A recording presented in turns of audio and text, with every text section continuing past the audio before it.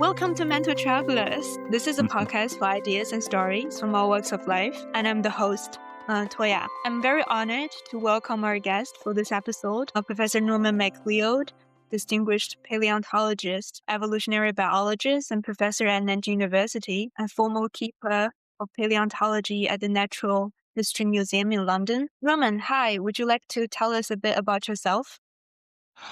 Hi. Well, my name is Norman MacLeod. I have been an academic, worked in paleontology probably longer than most of the people who are listening to this podcast have been alive. I started out back in the 1970s, actually. So it's been a long career. I've done lots of different types of things in paleontology, more different types of things in paleontology than your typical paleontologist. It's been fun. I've worked at different institutions in the United States, in Great Britain, and now in China. And yeah, I'm very pleased to be here and happy to share whatever I can. That's really nice. Before I start asking questions about your life, I really want you to explain to me and to the audience what paleontology is.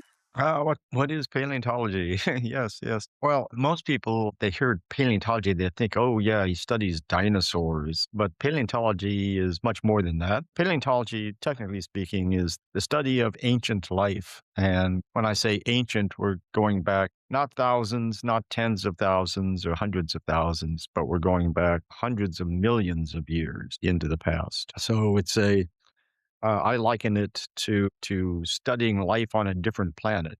I know you're teaching in Nanjing University, and are you working on any new projects or new teaching themes there about paleontology? Right now, I'm teaching a course in data analysis for earth scientists. That's not just paleontologists, but it's an undergraduate course, but graduate students and the occasional postdoc take the course. But I'm also teaching a course in natural history. Here at Nanjing University, they have a particular program. It's called Do It Yourself.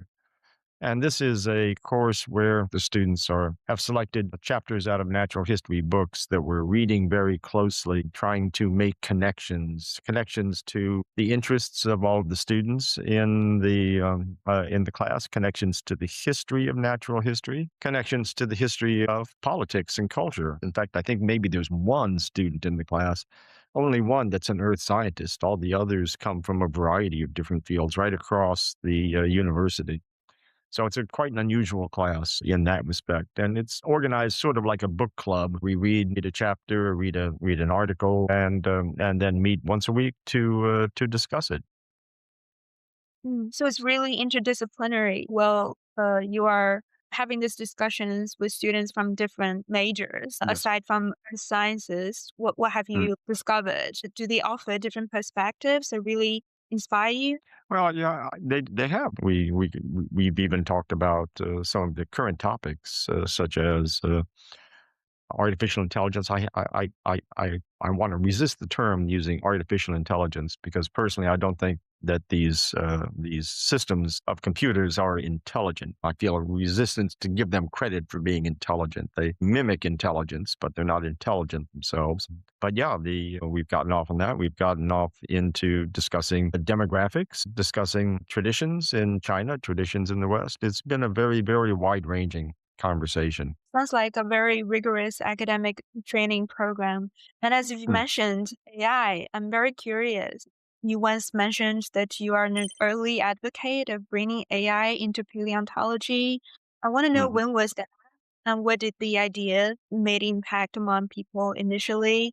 And among your discussions with the students in classrooms, how do they understand AI in the process of research? Yes, yes. Well, in some ways, I've kind of always been into what is now called artificial intelligence. My work on taxonomy and mathematics, going back into the 70s and 80s, I started developing systems to do automated identification of certain types of fossils. So I've been working in that area. This was long before it was called AI. It was just sort of mathematics back when I got into it. When I was at the Natural History Museum, all around 2000, 2001, maybe 2002, then the director of science asked me to take a look at an identification system that another scientist was trying to sell to the museum for use in identification. And nobody else in the museum sort of had expressed any interest or knew much about this particular type of system. So he asked me to take a look at it, which I happily did. It was one of the first really sophisticated and high performing, what would be called now artificially intelligent systems for identification of images. It used a completely different approach than I was using, and I was quite intrigued and quite pleased. So I recommended that the university buy the license for the system, and I started collaborating scientifically with the person who developed the system, Mark O'Neill, and we're still colleagues today. Written several papers with Mark, sponsored seminars and symposia on the topic. I get invited to write encyclopedia articles and articles for yearbooks on artificial intelligence for earth science in general, not just in paleontology. And I think it has a lot of potential, but the danger is that it's almost too good. One of the problems with computers in general is that they'll always give you an answer. They're programmed to give you an answer, and it's not the computer's job to worry about whether the answer is correct or not, or whether the answer is appropriate to the question, or whether the answer actually these days contains any correct factual information. But the computer implicitly leaves that up to the user. The way that the large language models, the way that the neural nets are are working now and the way that people are using them, they sort of mimic an encyclopedia, mimic the old Google search algorithms. And I fear people are kind of getting out of the habit of thinking critically about the information that the artificial intelligence machine is giving them. If somebody comes up, tells something to an academic, the academic's natural instinct is to question the validity, question the veracity, question the truth of the information. But I'm concerned that people aren't asking these questions about these AI machines because they have they have the concept that the AI machines have access to all kinds of information and much more information and much faster, and they can sort through it. Yeah, they do, but they are not intelligent. They are putting together probabilistic answers, and probability isn't a sure guide to truth.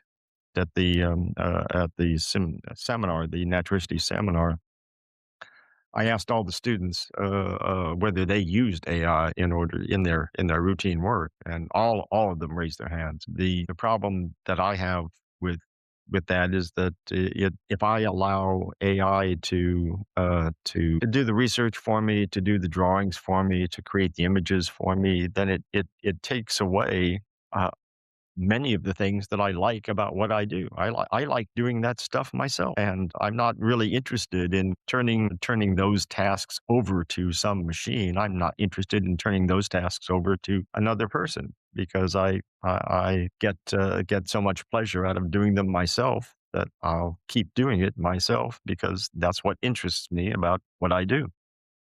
Mm. So you mentioned the identification system in the Natural History Museum. So if I understand it correctly, that you consider it as an artificial intelligence system, but it's very early. How would you define it as an artificial intelligence before the emergence of large language model systems?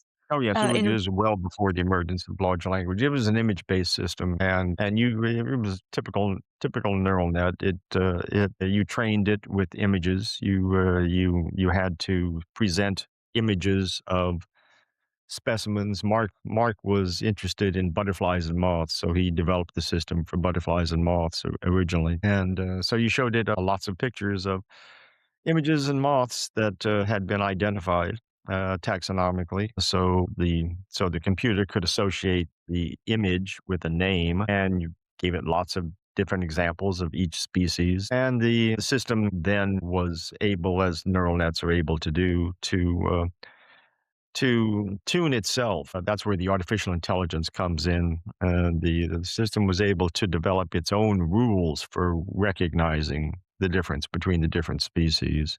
After the system was adequately trained, then you could present it with unknown specimens, specimens of the same or different butterflies and moths. And if it was a butterfly or a moth that it had been trained on, that it would identify those specimens very quickly, much more quickly than a person could identify them. And if it didn't Mm, know, it gave you a probabilistic estimate as to what it might be, what that particular specimen might be. And in some cases, the probabilities were very high. In other cases, for specimens that it had not been trained on, or specimens that were unusual in some way, damaged or incomplete in some way, then it gave a range of different possible identifications, and that would be a signal for a genuine human expert to come in and do the definitive identification. So it didn't try to be all things to all people. It was just a way of sorting out the easy identifications from the more difficult identifications, and allowing the human experts to focus on the more difficult identifications. So a better use mm. of their time. That's the thing about technologies. A lot of people think technology is magic, especially these days with AI.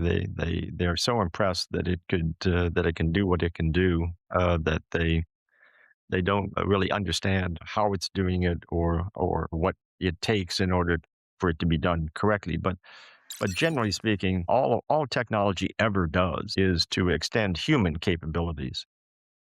If you were think about a microscope. A microscope is a bit of technology with a combination of lenses.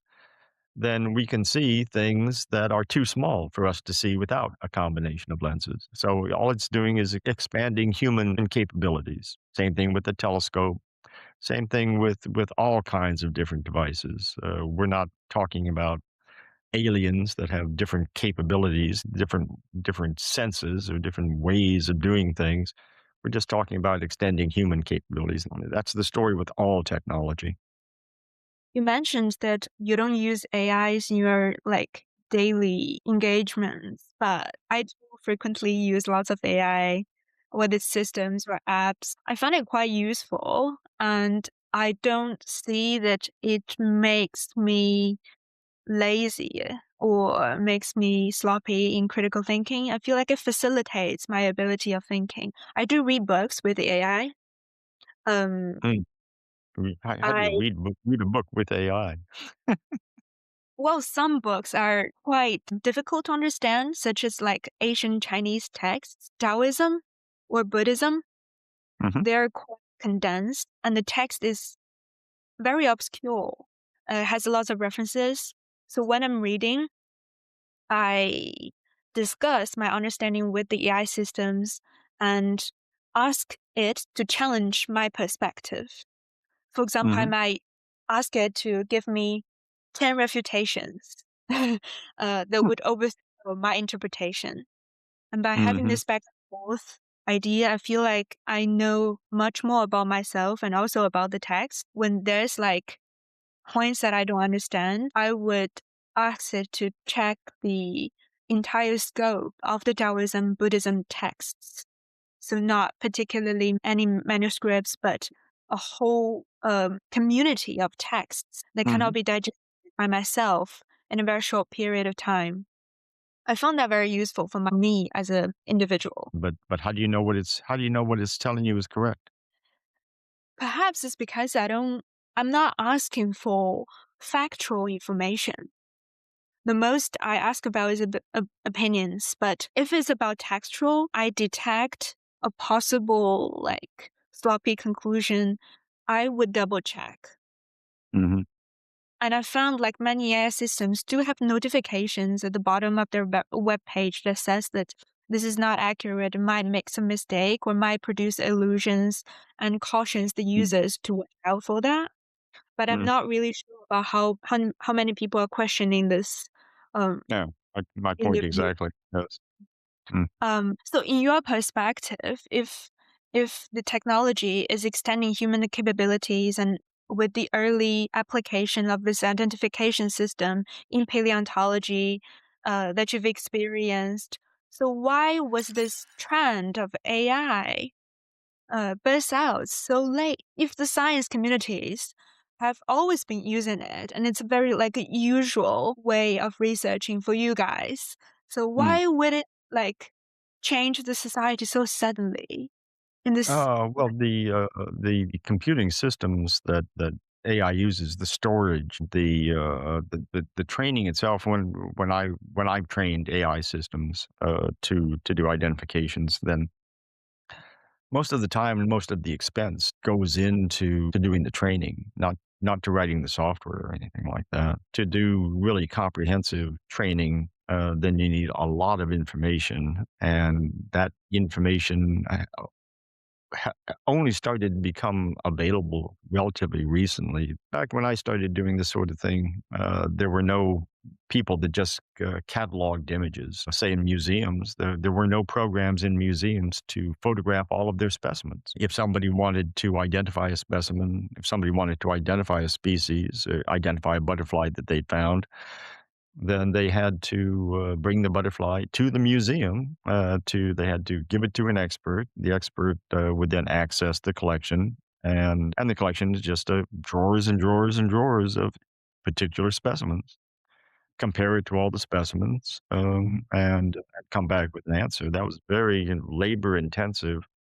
Was not automated in any way, shape, or form, and back when I started this in the 70s and 80s, then there were um, there was no concept that we would ever need to do things differently. The idea for me to access specimens and then take a few simple measurements, produce a system from those measurements that could then identify or summarize variation in those measurements. There weren't commercial companies that were doing that. It was all just sort of, if you wanted to do that sort of thing, you had to do it yourself. And it was very time consuming, very labor intensive, and very expensive to engage in that sort of data collection. These days, in order to train AIs, in order to train robots, then, for example, then you hire people on not very much money, I suppose, to repetitively go through different motions, motions that you want the robot to do, and that as the system records your motions, records the trainer's motions, then eventually, after it's done it thousands and thousands and thousands of times, then you can get the robot to synchronize its movements in order to mimic that sort of thing. But that's a whole giant industry now that has just grown up really in the last 20 years or so, and dominantly in the last 10, because the utility of these systems, the capabilities of these systems for doing routine things has been demonstrated, and there's a tremendous interest in developing systems that can do routine tasks in some industries, like lots of manufacturing industries. Robots have been around for quite some time, but now they're moving out into more of the knowledge-based industries, law, medicine, those sorts of things, where you have a large amount of information that is more or less standardized, and you can train systems to go through that information and give you summaries quite readily. But the problem is that oftentimes the computer's desire to give you an answer is supersedes or is more is stronger than its desire to make sure the answer is correct. You're very cautious, and I think that's good. Uh, I remember you said that you like these things like drawing diagrams and making these research details are very accurate. But according to my observations, like a lot of researchers around me, they sort of want to improve their efficiency in researching, or like they want to spend their time more specifically in the more intensive part of the research and leave this elementary works to the AI system and automate this sort of the initial steps, then maybe like doesn't need a human to do all of that, like writing an email, like doing translations, for example. But you said you like this kind of stuff. That's why you are not using AI in doing this like tools, like sort of task. I want to know, like, for this kind of enthusiasm, how do you sustain it as an experienced scholar? So what makes you still so passionate, so invested in this academic way of living? Mm, yeah, well, when I was a graduate student, because of my mathematical background and interests, then I had the opportunity and took up the opportunity to do consulting for various oil companies. I was going to school in Texas, which was a center of the oil business at that point. The price of oil was high, so the oil companies had a lot of money, and they could afford to hire people like myself to do various tasks for them. It quickly became apparent to me. I had colleagues, I had other paleontologists, other friends that were employed by oil business research laboratories, and it quickly became apparent to me that their job was very focused and very specialized. They were there to identify and interpret the fossils. But if they wanted some photographs taken, then there were photographers that did that, and they weren't allowed to take any photographs. They had to give the specimens to somebody else. If they wanted to do a presentation, then there were specialists who would make their slides for them. So they didn't make their own slides. If they wanted to write a report, then there were editors on the company's payroll. So the editors would help them write the report, kind of like an AI back now. And and that just struck me as being so boring because they were restricted to just doing one little bit of the job that they were very specialized in and nobody else could do. They weren't allowed the time. They didn't have the opportunity to develop themselves in other ways. They didn't have the opportunity to develop their skill in photography. They didn't have the opportunity to develop their skill in design or presentation because they had other specialists to do that for them. That's a way of organizing, and perhaps that's a way of being efficient in the use of resources. But it never really appealed to me because ultimately I like solving puzzles. Now, I suppose I look at everything as like a puzzle. If I have to do a piece of research, and it's a puzzle to figure out what the answer is. If I have to write a computer program, then it's a puzzle to figure out how to make the computer do what I want it to do. If I have to draw if I have to draw a diagram, then it's a puzzle as to how to draw the diagram in a way that will communicate what I want to communicate to other people. And I get the same amount of pleasure out of doing all of those tasks that I get out of identifying a fossil or coming up with a new research idea. So the idea that to turn these tasks over to a computer system strikes me in much the same way as back when I was a graduate student, and turning all these tasks over to uh, a group of other people who didn't really like the photographers and the designers and the editors. They didn't really know what you were trying to do. They didn't really know anything about the subject matter. They were specialists in their own discipline, but they didn't have the information that the actual person who they were working for. They didn't have their information. I've been very productive, and it hasn't really affected my productivity one way or the other, but it's certainly increased my enjoyment of what I do. I'm really curious about this photography and consulting business that you are involved in. Is that like between your studies, like masters and PhDs? What was that like to work in this corporate like research environment and then later shift into the academic track? Oh, for me, it's all part of the same thing.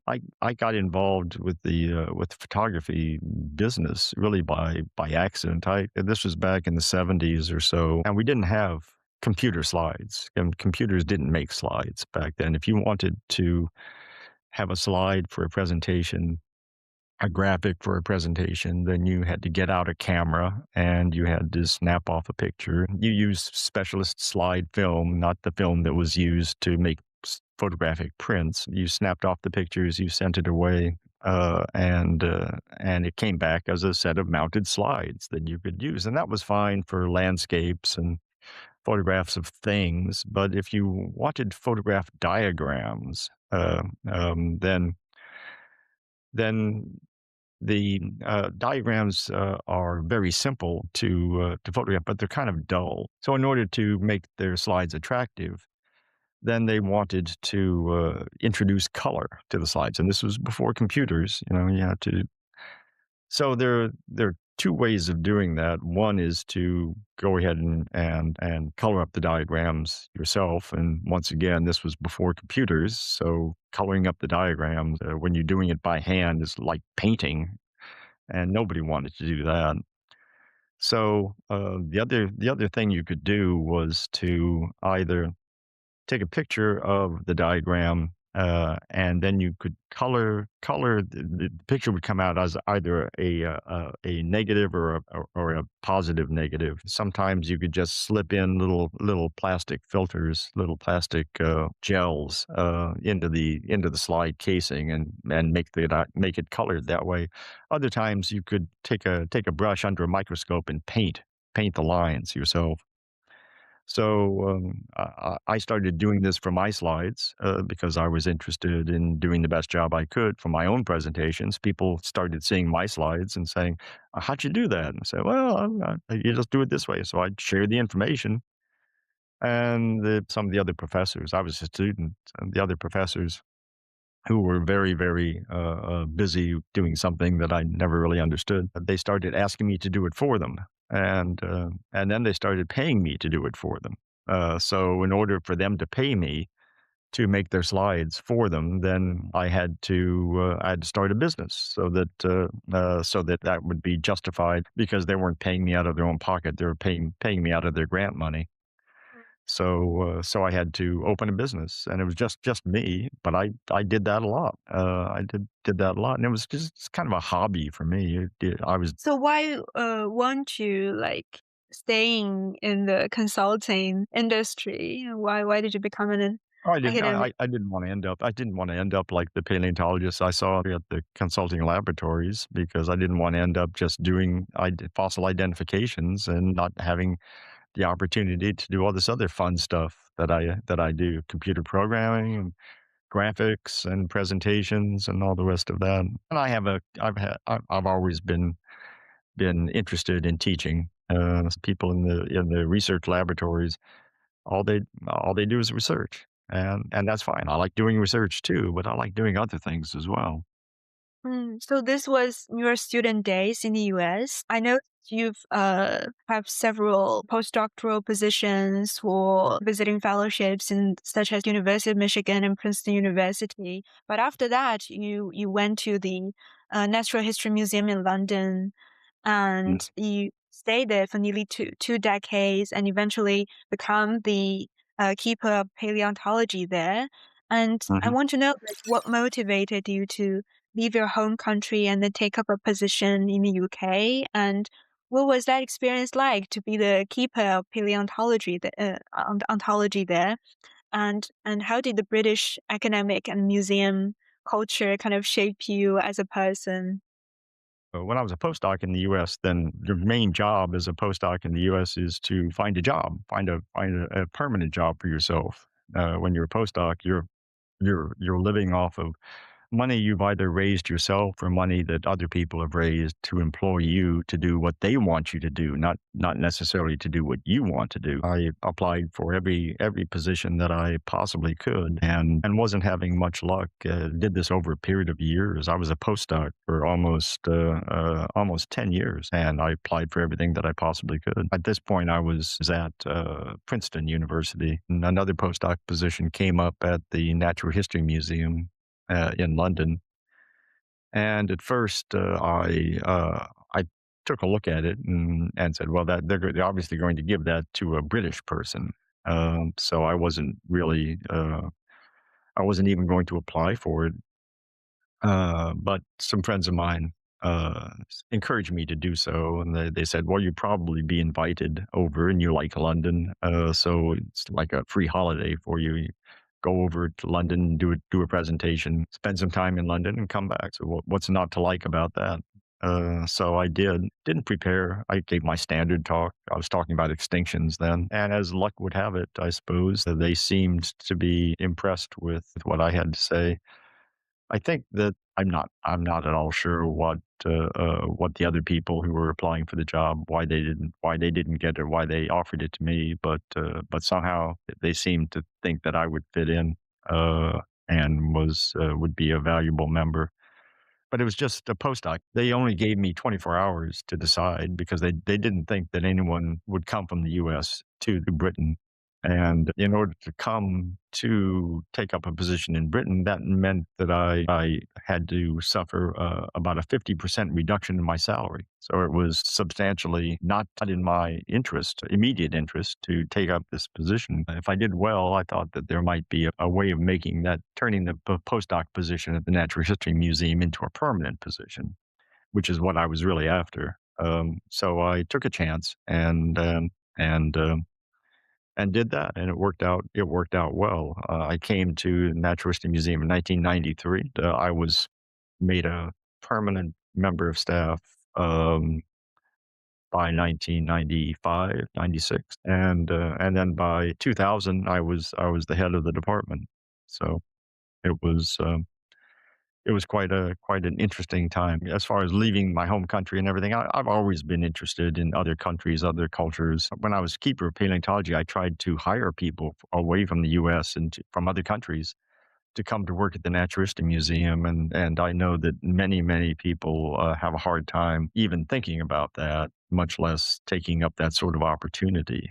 But that wasn't really an issue for me. It didn't really figure into my calculations at all. I academics for me, academics has always been sort of the same. No matter where you go, it's the same sort of environment. It attracts the same sort of people. The students are the same. The administrators are the same. So going to a different country as an academic doesn't really mean you're going to a different culture. You're just going to an academic culture that's located in a different place.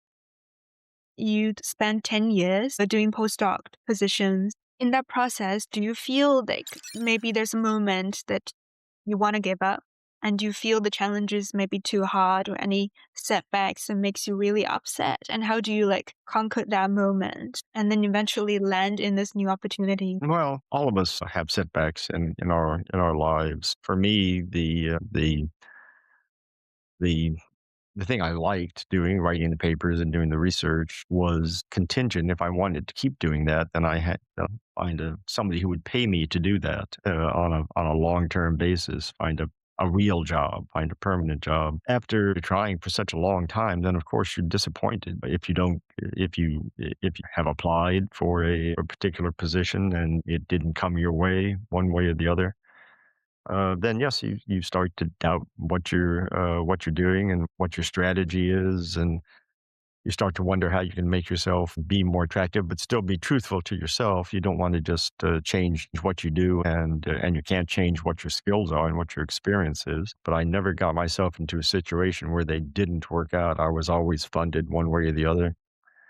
I always had a different postdoc to go to. If I got the rejections, and I got a lot of them. Then I just resolved to, for every rejection I received, then I sent out two or three more applications for other positions.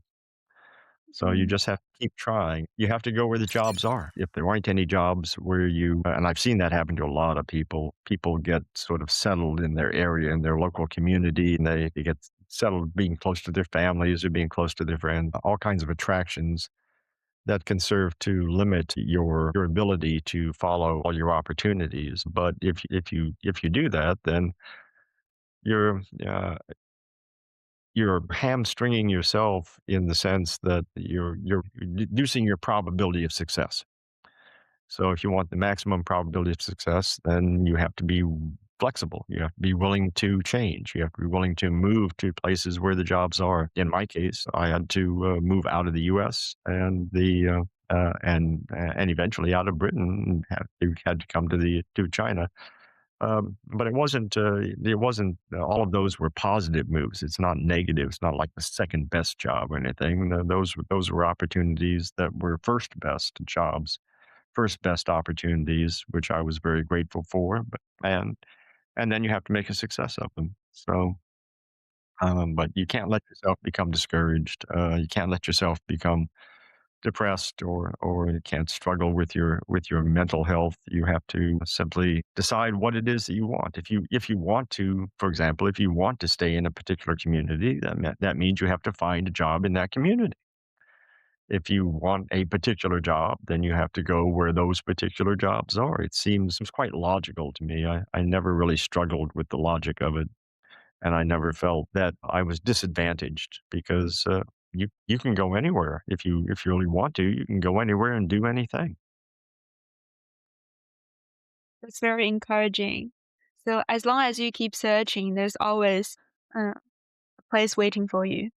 There's always a Mm. place waiting. That's been my experience, and that's been the experience of lots of people in lots of different areas. You have to just keep working, and keep doing what you enjoy. If you get stuck in doing something that you don't enjoy, then that's like the worst of all possible worlds. But Mm. keep doing something, keep doing what you enjoy, and things will turn up. Mm. So what do you do as the keeper of paleontology? What's your daily routine? Oh, meetings. Yeah, yeah. I used to go in and have a meeting with my staff at the beginning of each day. So we'd figure out what it is we needed to do that day. We'd look back and see what we'd done for the previous few days and how those needed to be followed up. We'd see what were coming over the next few days and the next few weeks and even longer sometimes, what our deadlines were, what our requirements were, and we just organized. We just got organized. The key of being an administrator is forming a team. You can't do it all yourself. The task is too big, and you have other people there to help you. Everybody on the team is a specialist. I had a secretary who handled the reception and organization of the office. I had a financial person who handled the finances. I had people in the different groups. If the paleontology group and at the Naturist Museum, there's over 100 people, and they were organized into various types of groups. There were the micropaleontologists, there were the invertebrate paleontologists, there were the vertebrate paleontologists, there was the conservation unit. Those are all their own teams, and as the head of the department, then I needed to coordinate all of those, make sure they're all their activities were coordinated and successful, and that they were meeting their own targets. We had commercial work that we had to do. We had academic work that we had to do. We had work for the museum that we had to do. So it's an organizational,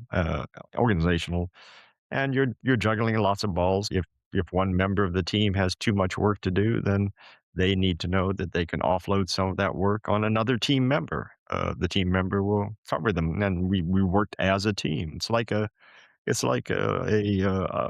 either a sports team or a musical team. You have to pay attention to what you're doing. You have to pay attention to what they're doing, and you have to see how you can how you can enhance the overall performance. That's what a team does. That's what all teams do. Mm. So in a way, this job kind of trained your organizational capabilities. Yeah, that was one of the attractions for the job. At that point, I was getting kind of bored with just writing a grant and doing some research and then publishing some papers and then writing another grant and doing some research and publishing papers. It was getting kind of dull for me. It just gave me other chances to learn how to do other things and other chances to learn how to be effective in other contexts. And I enjoyed doing all that. It's another little puzzle. How can I do this? How can I make this work? How can I get this result? You mentioned earlier that one of your goals for this podcast was to expose people to different ideas, different people, the stories of their lives, the stories of their experiences, and yes, I see that. I see that in my own life. I didn't really realize studying seriously until I took responsibility for studying, until I started not just doing assignments, not just doing what my teachers told me to do, but doing things that I wanted to do, doing things that I thought were necessary. That's a hard transition for students to make, but it's a transition that everybody makes eventually. Some people make it while they're still in school. Some people make it after they leave school. But taking responsibility for your own life, taking responsibility for your own opportunities, taking responsibility for making the most of the situations and the opportunities that come your way. That's what life is all about. That's what life is all about. And you have to keep yourself open for that. I think that, especially here in China, there's so much emphasis on passing the Gaokao and being a student and getting good grades and all the rest of that. It's not just China in this respect. The same thing is happening in the West, and the same thing is happening in the US and the UK and in Europe and lots of places. When I was a child, I had opportunities to do whatever I wanted. It wasn't directed into always studying. It wasn't directed to playtimes or anything like that. I had to amuse myself. And I found ways to do that. And the a lot of the students that I run into just don't have much experience in life. And I think that's a problem. It just makes it harder. It makes self-confidence harder to come by, and makes it harder and longer for them to make that transition from being a student to being a self-actualizing person. Hmm. I do feel that because I do grow up from a culture which encouraged the students to focus only desperately on passing the college entrance exam or Gaokao, as you've mentioned, and propelled by these parents and Mhm. school systems as the only way out. Days before having the exam, we would have this large kind of gathering where we kind of vow to win this contest. I feel like looking back, that was definitely a memorable experience. I feel like I put 100% of my energy into it, but still, I sacrifice a lot of opportunity for growth, for Mm. exploring the world, to discover myself. I was still wondering about like how did your career track transition to this place and what does China brings to you academically and also maybe personally? Well, China's always been a country that I've long been interested in. Coming to a country that is sort of on the cusp of being a dominant force in the world, not only in terms of technology and economics and trade, but also in terms of culture. And the stories that you read in the newspapers and magazines about China in the West and the conversations that you hear among the pundits, so-called the people who supposedly know what they're talking about, are very misleading.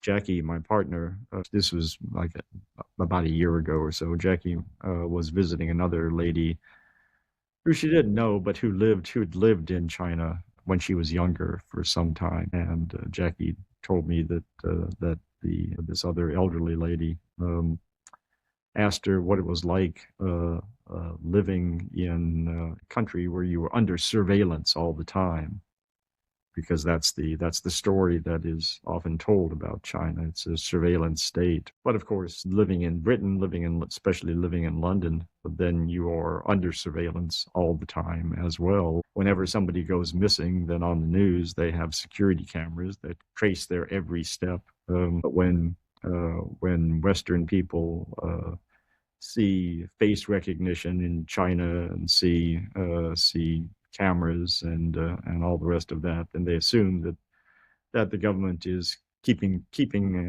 watch over you, like George Orwell's 1984. Of course, it's nothing like that, and but seeing how misleading the Western media, the Western press, the Western politicians can be about China firsthand is eye-opening and instructive. It's all down to the fact that they feel threatened by China, threatened by China's success, envious and jealous, and concerned that they can't replicate the same level of services, the same level of economic performance that in their countries that China manages on a routine basis. So that's academics. There's not so much of a difference. The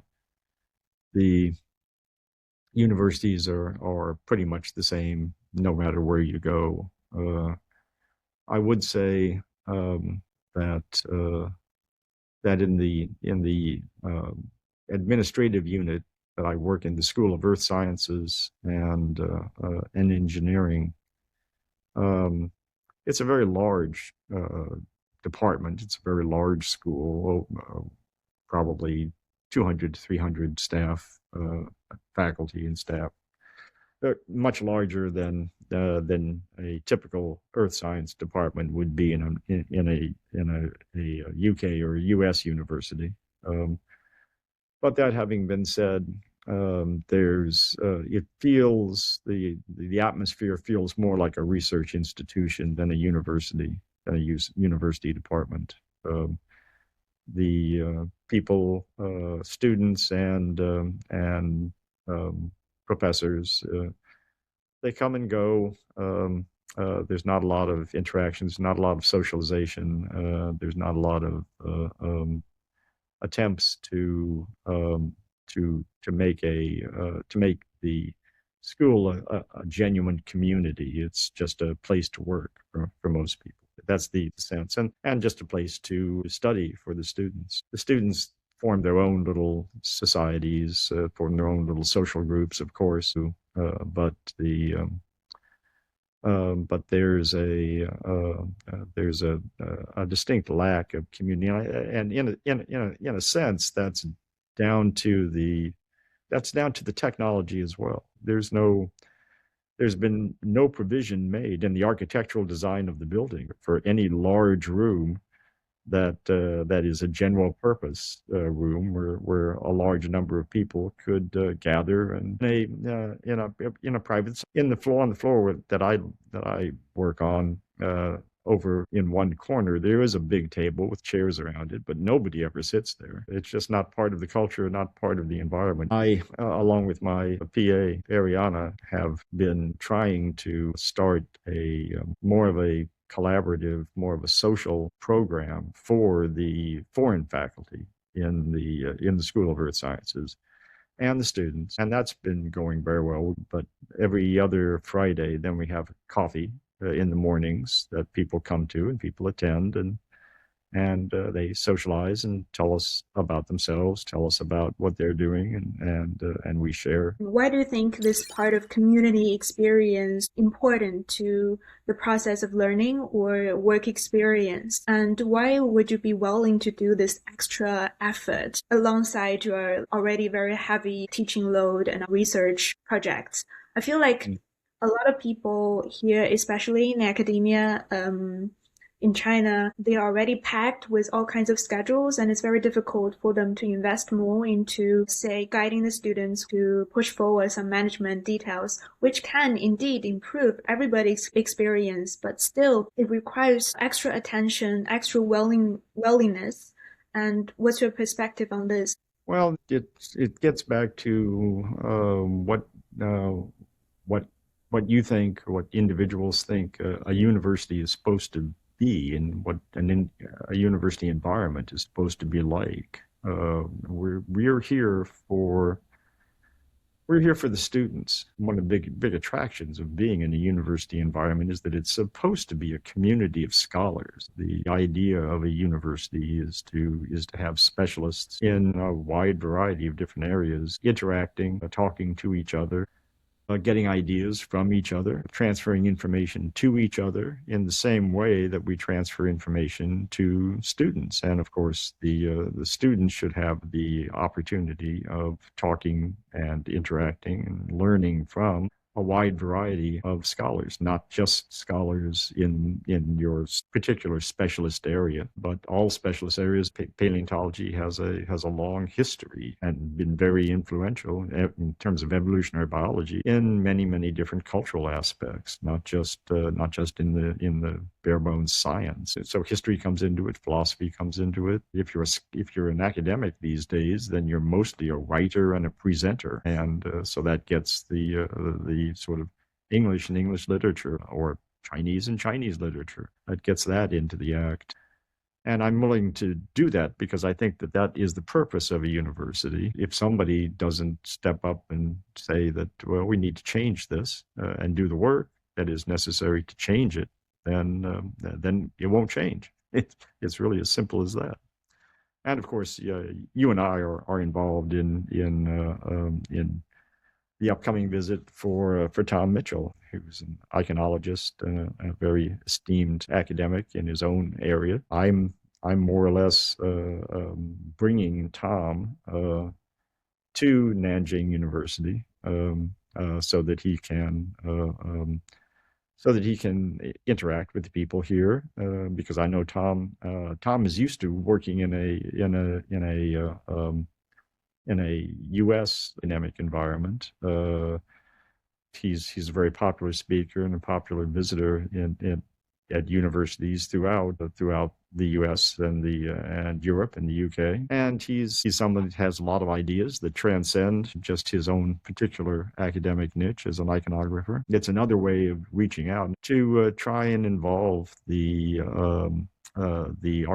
humanities with these types of collaborative endeavors. Speaking of this, I would like to really express my gratitude for your work in this invitation. There's a lot of details that you really paid a lot of attention to, from researching the grants and also like trying to check everybody's status and drafting the invitation and also all sorts of stuff. It's really hard work. I really want to thank you for all your efforts in pushing forward this invitation upcoming in October. Tom is also a friend of mine. We've also met in Beijing together for several times. I'm still very curious about how you guys meet and how you guys developed a friendship for all these decades. Would you like to elaborate on this? Yeah, Tom often gets asked this story because Tom invites me into his world far more often than I have the opportunity to invite him into mine. Back in 1995, 96, something like that, Tom wrote a book about dinosaurs. And Tom's not a paleontologist. It wasn't a book about dinosaur paleontology, although it had a good deal of information about the history of dinosaur studies and how dinosaurs had influenced culture historically. But Tom was more interested in how the image and the concept of a dinosaur was used in contemporary life, and what that could tell us about the way the dinosaur images that are ubiquitous, the influence that they have had, how dinosaurs are media stars, like the Jurassic Park movie franchise, the popular novels about dinosaurs. Dinosaurs are ubiquitous in culture, and no other fossil animal has the same sort of clout in terms of contemporary culture that dinosaurs do. Dinosaurs are a metaphor for contemporary life in all of its many aspects. So I'd attended a meeting of geologists somewhere in the U.S. I've forgotten what city it was, but as I was walking around, the people who were trying to sell stuff associated with the conference, the booksellers, I especially like to browse the books that are on sale there, oftentimes at a discount. I saw Tom's book, and I'd never heard of Tom Mitchell. All paleontologists need to know something about dinosaurs, but his name was unfamiliar to me, so I picked up the book and took a look through it, and it was clear to me immediately that it wasn't really a book about dinosaurs. It was dinosaurs in terms of dinosaurs as scientific objects, but it was more a book about about contemporary culture through the metaphor of using dinosaurs as a metaphor for investigating aspects of contemporary culture. And so that appealed to me, and I bought the book, took it back and read it and thought it was quite interesting. About a month or so after that, I happened upon a discussion of Tom's book among vertebrate paleontologists. This was on a list server, which was in kind of an old-fashioned bulletin board where subscribers were able to post email messages, and then the software would automatically distribute it to all the other subscribers.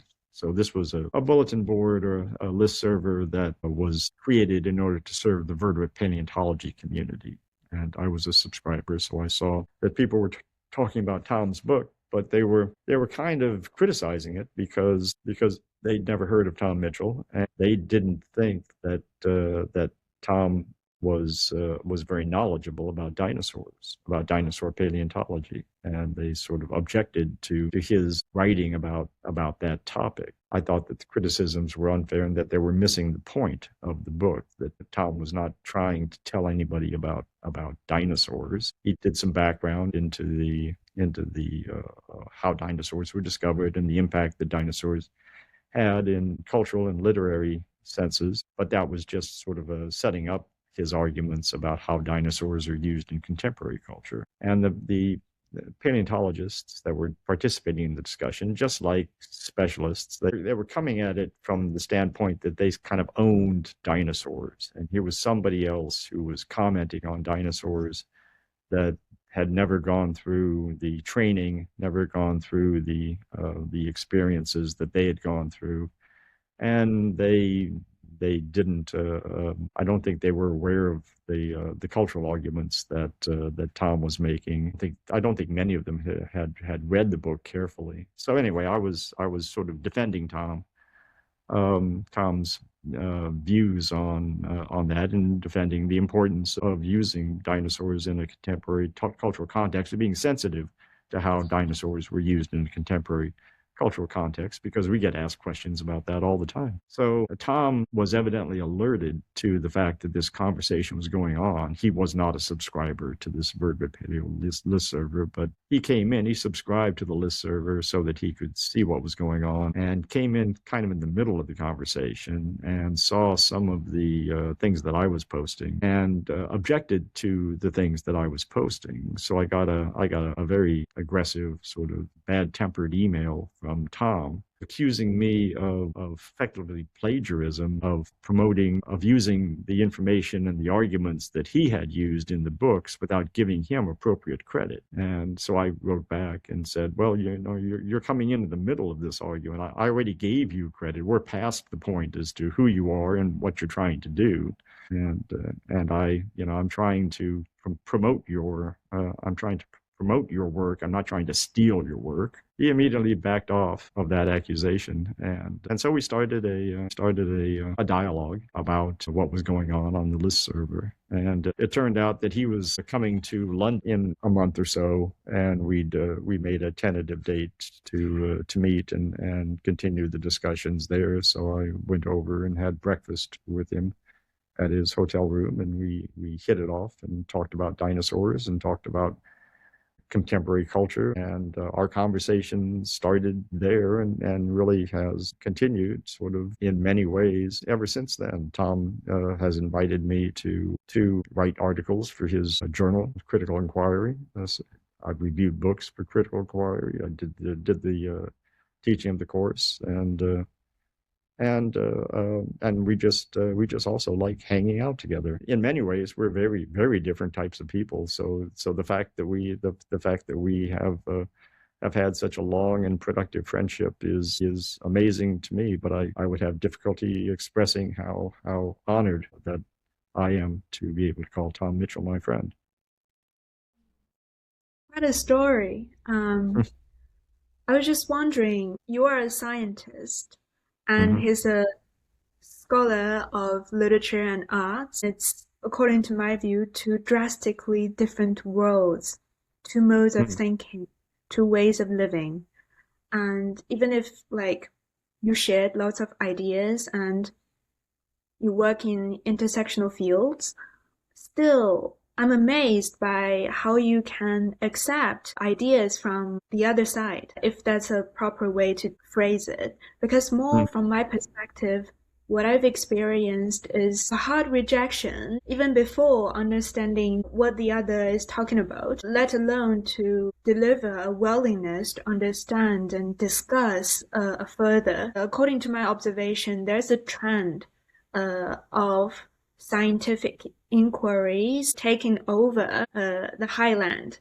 And in China here, the liberal arts is really disadvantaged right now. What's your perspective on this? And as a scholar who have had a lot of experience with intersectional studies, dialogues, and would you think it's possible to unify these two supposedly polarized disciplines or fields and still to maybe reach a mutual understanding?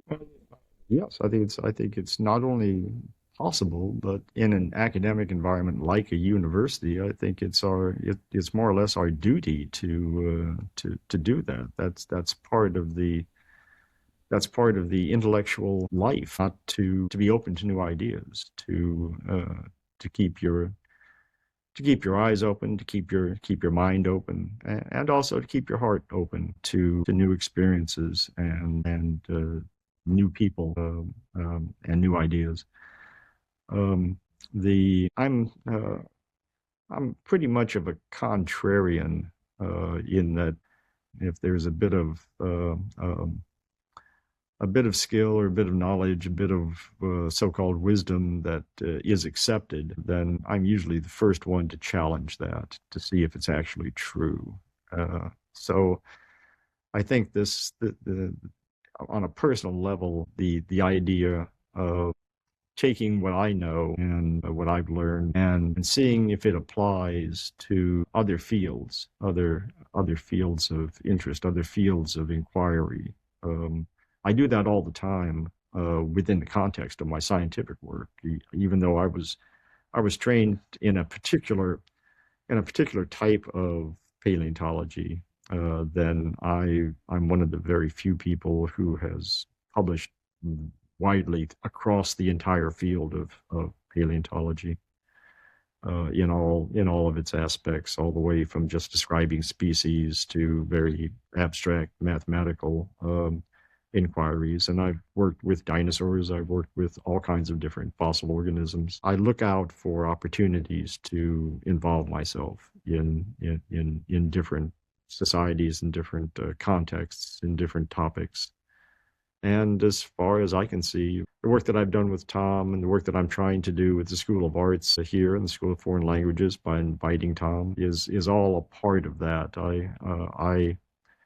I think that an organization like a university, if it becomes too closed, that is an organization that isn't living up to its potential. I'm a senior academic here at Nanjing University, so I think I have a bit of a good position from which to encourage more of a diverse approach to education, a diverse approach to the formation of these intellectual communities. And I'm very interested in doing that. I've been interested in doing that my entire career, and if I can do that here in China, then so much the better. Yeah, I feel like your willingness is very precious, but I'm also wondering, like, if you have any specific advice or observations on how we can facilitate this intersectional conversations in a more effective, sufficient, maybe deeper way. I can give you an example. I've been to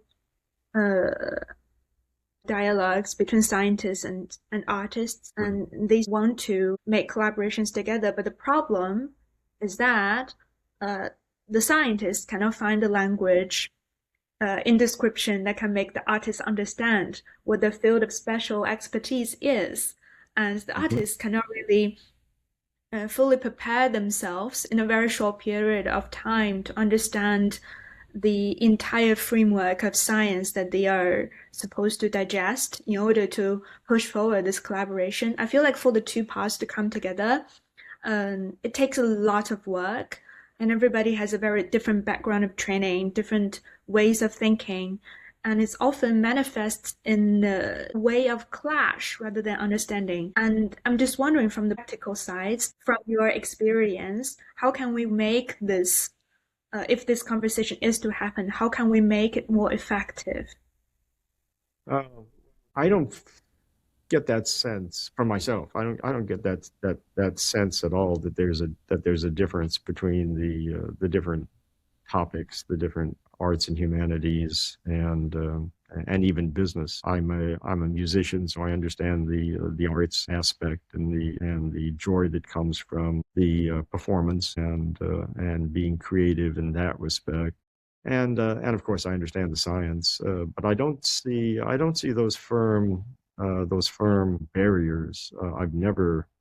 I've just when I was working in the Natural History Museum, I oftentimes participated in conversations where some of the senior administrators, directors of science, and directors of the museum would be wondering how they can get more collaboration between the different areas of the museum going. And I never really understood where they were coming from, because I collaborated with people in different science departments. I collaborated with people in the exhibition. There was no barrier. The barriers that exist are up here. They're in your head, and it doesn't take much effort to break those down. The Based on my observations, the real problem is that people aren't willing to meet their colleagues, their contemporaries in different disciplines. They're not willing to meet them halfway. Sometimes the scientists will want the artists to contribute something to the science at the level of the scientist, and the artist would be interested in science contributing something to the artistic endeavor at the level of the artist. And of course, we're not at each other's levels. What you're trying to do when you break down barriers is to find that mutual language, is to find areas where the artist or the humanities oriented person and the more technological or scientifically oriented person can aspects of their interests and expertise to create something that hasn't been created before. It doesn't have to be an outstanding contribution solely in the scientific context or solely in the humanities context. It's something that hasn't existed before, and it doesn't seem to me that it takes a lot of effort to engage creative people in the common desire to create something. In my own experience, I've never felt that there's any particular difficulty in doing that. I know lots of people have a kind of a fear of specialists. They go into a conversation thinking that they won't be able to communicate, or that the specialist won't be able to communicate with them, and they won't be able to communicate with the specialist. But in the end, we're all just people, and we can find the language. It's kind of a willingness to find the language, and a willingness, and this is the really key. It's a personal decision that this type of engagement, this type of project is important. If you don't think it's important, then you're not going to spend the effort to do what is necessary in order to create something interesting and useful and new. If all you're interested in is promoting your career within your own little topical context, then of course nobody other than a few people in the world are going to be able to help you, and your students that you're training in that narrow little context, but they're not going to be able to help you much. If you believe that your discipline, your institution, and if you believe that you yourself will benefit from interacting with other people in areas that you're not entirely knowledgeable about, then there's no barrier. There's no barrier that exists. The barrier is just in your head. And if you break that down, everybody has the ability to break that down. But you have to be willing to do it. If you're not willing to do it, then the barrier is insurmountable. I've learned a lot from you. I think I do agree with your observation that the barriers just exist in the head. Mm-hmm. And you mentioned that you are a musician. I know that you have a rock band where you participate in a rock performance. Mm-hmm. And is that an interest you had from like a younger age, or Is that related to your paleontology interest as well? No, it's not related to the paleontology interest in only in the sense that everybody needs to take a break every now and then and do something, especially if you're creative. If I'm sitting there writing a paper or creating a program or reading or editing somebody else's paper or book, then uh, it's not healthy and it's not productive to do that sort of 18 hours a day. It's too specialized and too focused. So every now and then I just pick up the guitar and just forget about all that other stuff. And the music allows me to express my creativity when I write a song or I figure out how to play somebody else's song.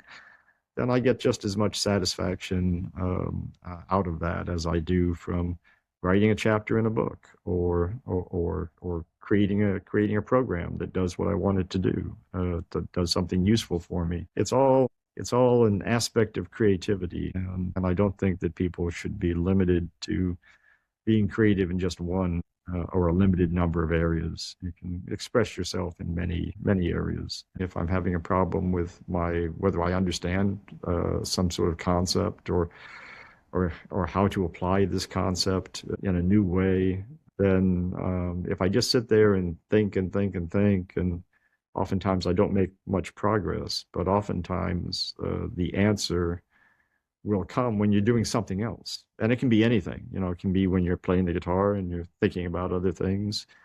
It can be when you're out working in the garden. It can be when you're doing the dishes. Because if you're a creative person, you're always thinking. You're always thinking about how to solve the puzzles that come your way. So just because you're not sitting at your desk typing on your computer doesn't mean that you're not thinking about it. Very enlightened by your talk and also your experience as a friend. Do you have any questions for me? And questions for you. You've made a big transition from being focused on your studies to getting a job and changing your perspective. How's that gone for you? Is that transition in progress or is that transition complete? Oftentimes, I think that I being a teacher, I hang around with students a lot, and the transition from being a student and looking for assignments, looking for people to tell you what to do in order to advance your training, and then taking responsibility for advancing your training personally so that you become your own teacher. That's a transition that all students need to make at some point, but oftentimes they make it at different stages in their development. So how's that working out for you? Yeah.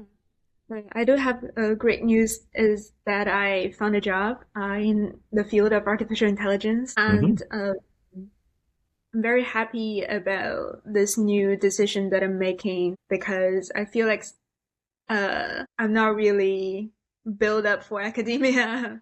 um, Lots of things has happened. I'm still in the transitional period because I graduated this summer, but I do started working for several internships over the last year. My mindset has shifted a lot in this period. The way I think about things, the way I do things, especially regarding the responsibility you just mentioned. Now that I've finally realized that I do have free time, I do have free will, that I do have the capacity to take control of my own decisions. When I have this sort of freedom, what do I want to do with my life? This is the I'm facing right now. That's also why I'm doing this podcast. I have my time to myself, but I want to use it effectively. I want to balance my life and work, but still accomplish something, not for company, not for institutions, but for myself as a person, to help others and to also help myself grow. That's a very difficult step I'm trying to figure out for the next stage of my life. I've learned to take better care of myself, from my health to my personal interest, I've made a lot of new friends, gained many new opportunities to make collaborations with institutions, with independent creators, and we made lots of interesting stuff together, which opened up my horizon about what the world could be. And one additional gift that I do cherish very much is the freedom to read, because I studied literature, as you know, but when it comes to the graduate level, I start to hate reading because all I read is sort of specialized materials, often of the time not of the best quality. I know how bad I write, so like I can know how people struggle as writers to really just contribute the minimum to the whole stream of historical line of researching the particular writer. And Mm-hmm. sometimes they're just trying to meet up the word count for the research paper. And it's Right. not really like a good argument. So when I gave up this type of reading, I have all the freedom to choose what I want to read. And I expanded my reading list beyond my field of English literature. For the past year, I've been reading Chinese philosophy like Taoism, Buddhism, and also like Western philosophy like Descartes, and also lots of books that focus on the realistic aspects of how society works, like personal records, reflections on how, say, a doctor uh, life in an emergency room, what's the life of a worker in Beijing would look like 24-hour. It's the first time that I know for quite a while that how fun reading can be. um, Yeah, rediscovered reading. Sure. yeah, rediscovery. I can linger however long I want on a piece of text, and also I can close a book and abandon it if it's Mhm. really bad. And that's a very precious thing that I cherish, because when I was a researcher, I'm compelled to finish a piece of reading, whether it's good or bad, Right. often because I have to judge it fairly. I have to Hmm. respond to it. Sometimes I do observe myself being too critical to the point of being judgmental, and I don't want to carry the criticism to my daily life Yeah. or to the reading experience. For example, when I was writing research papers about a novel or some other literary text, I do Mm. find myself automatically trying to figure out a problem in the process reading, which is very bad because I Mhm. can't really focus on the text. I was trying Right. to exploit the text to my Hmm. benefit of Hmm. doing a research, which kind of subjugates literature to professionalized interpretation, which is against the original purpose of Right. literary studies as a discipline. Hmm. And I feel like the entire industry of literary production in academia is somehow like that to me, at least for Yes. now. Yes, Hmm. yes. I think it's not my world, but that's the oftentimes the impression that I get that academics who are in English departments and comparative literature departments and in a variety of other sort of humanities types of departments, they've turned into critics and they offer criticism and critique, and oftentimes it's very abstract and very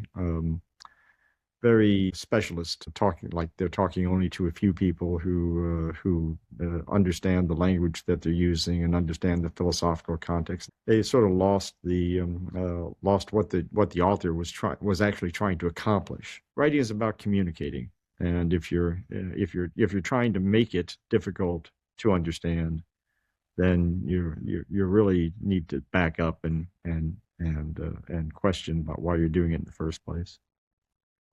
Right. I do agree that to be a good writer is to be a good communicator with Mm-hmm. the awareness of public engagement.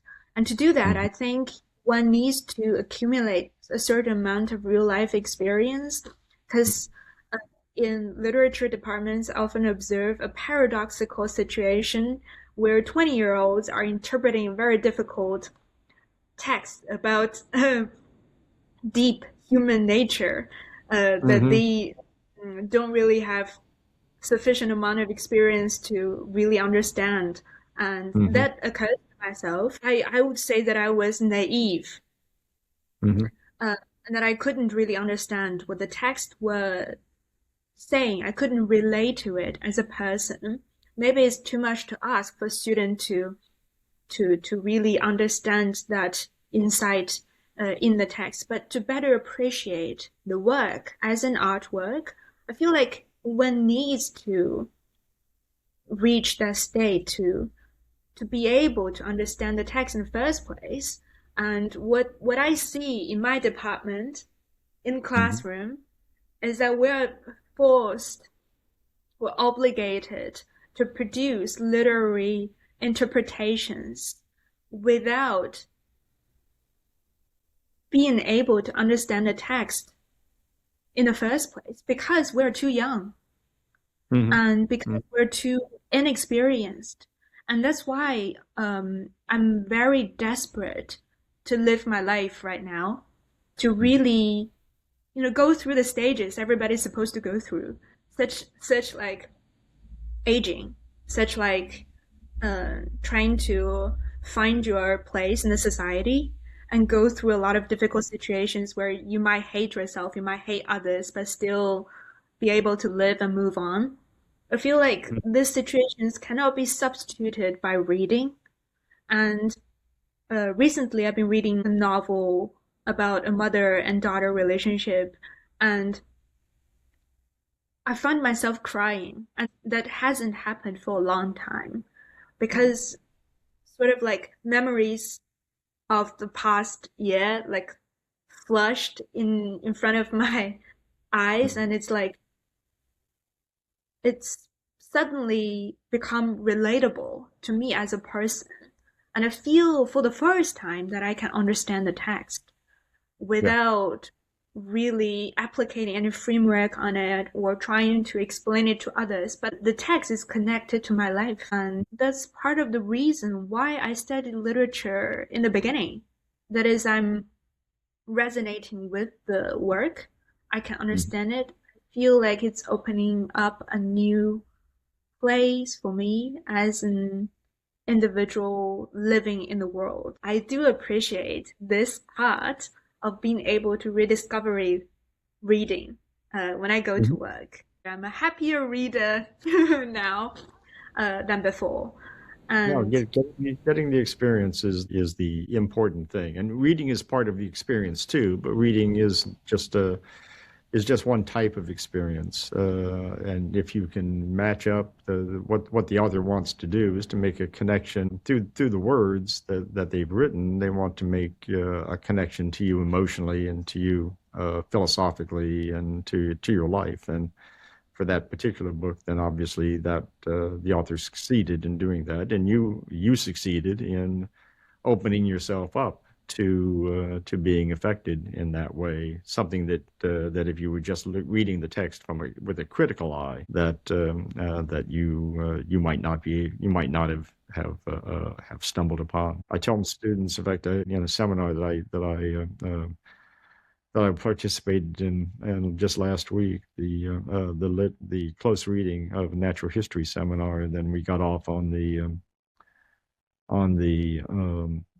topic of reading. I asked the students what they wanted to do, and some of them wanted to be authors, some of them wanted to write, and so I asked them how they would train themselves to write, and of course they struggled with that because they're students and they think that in order to learn something you have to take a class, and that's one aspect. That's the introduction. You take classes to kind of get yourself oriented in the right direction, but if you really want to learn something, you have to learn it on your own. You have to learn it by yourself, and you have to find your own way through it.